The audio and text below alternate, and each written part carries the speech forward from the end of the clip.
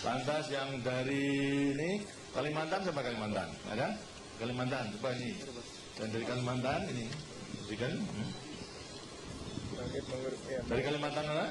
Kalimantan Selatan. Kalimantan Selatan. Sudah kelas berapa? Naik kelas 6. Kelas 6. Kelas 6. Kemudian sekarang daripada anak-anak ini ingin punya cita-cita apa? Kelak kamu menjadi besar. Coba kamu. Wah, menjadi Presiden seperti Bapak. Oh, bagus.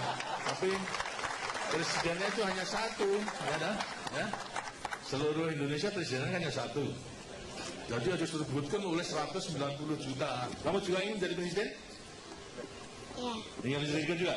Iya. Ya, kalau tidak jadi presiden jadi apa? Jadi dokter. Jadi dokter. Wah, bagus, dokter itu kan.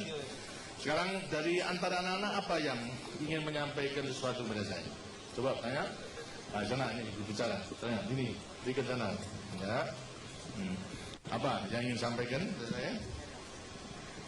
Nama saya Erwin Rahadi dari Nusa Tenggara Barat. Nusa Tenggara Barat NTB. Dari kabupaten mana? Dari Kabupaten Lombok Tengah. Lombok Tengah. Apa kamu mau menyampaikan apa pada saya? Saya mau nanya. Ya. Nanya boleh. aja. Iya, boleh nanya, boleh. Tidak usah malu-malu. Apakah orang cacat itu bisa jadi dokter, Pak? Dokter? Bisa. Kenapa tidak bisa? Ya cacat kalau kecuali cacat mental barangnya tidak bisa. Tapi kalau cacat tubuh pasti bisa. Karena juga ada mulai kalau cacatnya mulai kecil itu adalah bisa belajar, bisa membaca, menulis, misalnya cacat buta seperti Helen Keller saja. Itu juga lantas menjadi pemimpin dunia ini. Itu juga cacat. Gitu. Jadi bisa asalkan mau belajar. Lantas belajarnya ada huruf sendiri kalau orang mana toh? Orang cacat mata buta itu ada hurufnya sendiri. Jadi bisa gitu. Tidak perlu khawatir. Tadi ada anak-anak yang cacat tadi, ya, tidak perlu khawatir bahwa sholat cacat itu lantas tidak ada gunanya. Masih ada gunanya. Yang penting adalah semangatnya, semangat belajar, nanti semangat mengabdi pada negara dan bangsa. Gitu. Dan semangat untuk menolong sesama manusia. Semuanya bisa dalam melakukan batas kemampuannya masing-masing. Karena itu mulai kecil harus sudah mempersiapkan dirinya mempersiapkan itu. Mas, ya, siapa lagi? Ya, Demam. Nama saya Ruri Prihatini Lubis dari Sumatera Utara, Kota Madia, Medan. Horas.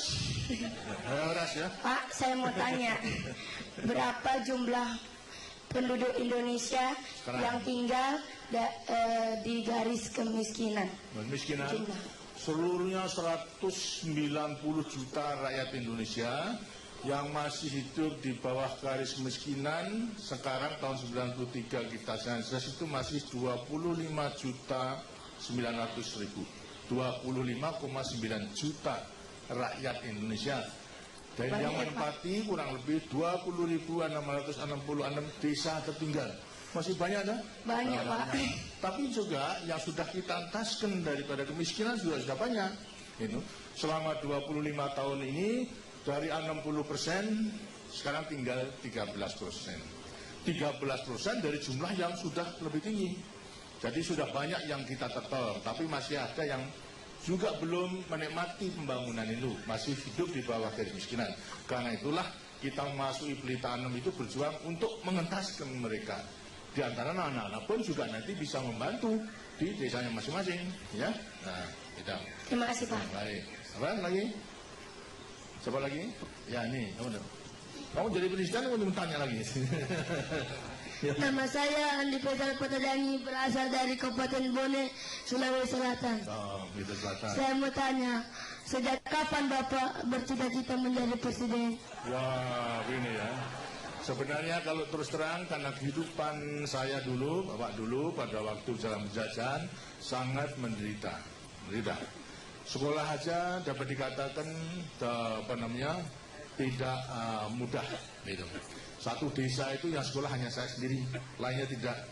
Begitu pula mengenai keadaan. Dan kehidupan pada waktu itu memang